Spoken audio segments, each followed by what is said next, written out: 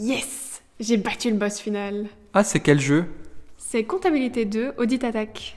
Ah oui, ça part loin la gamification dans la formation. Et pourtant, on peut apprendre beaucoup des jeux vidéo. Découvrons 4 secrets de l'apprentissage issus des jeux vidéo et comment les appliquer à vos formations. Les principes que l'on explore dans cette vidéo sont tirés du livre Neurolearning, écrit par Nadia Mejdad, Philippe Gilles et Philippe Lacroix. Le premier secret des jeux vidéo, la taille du défi est adaptée au niveau du sujet.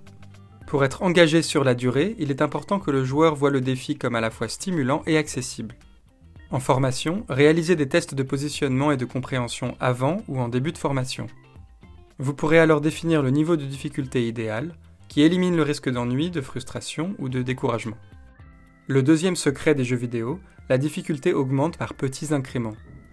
Dans les jeux vidéo, la progression est rapide, ce qui provoque à chaque palier la réponse neurobiologique de la récompense. Une série de petits succès motive davantage qu'un grand succès final. En formation, commencez par une question simple ou sans bonne réponse comme un nuage de mots ou un sondage WooClap. Ensuite, prévoyez des questions toutes les 10 à 15 minutes en augmentant le niveau de difficulté. Un troisième secret des jeux vidéo, le feedback est immédiat. On réussit la mission ou on réapparaît au dernier checkpoint pour réessayer. Or, comme on l'a vu dans la vidéo précédente, cela permet au cerveau de se conforter ou réorienter sa stratégie à chaque instant. En formation, mettez en place cet apprentissage par essai-erreur en évitant de laisser la correction d'une question à plus tard.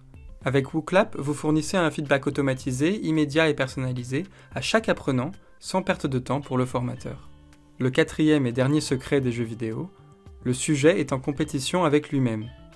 Il peut commettre des erreurs sans crainte d'être jugé. C'est pareil quand on apprend.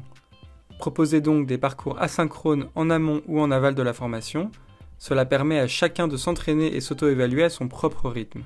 Utilisez également des outils inclusifs comme WooClap pour permettre à tout le monde de participer. Chacun peut se tromper sans avoir à prendre la parole devant tout le monde.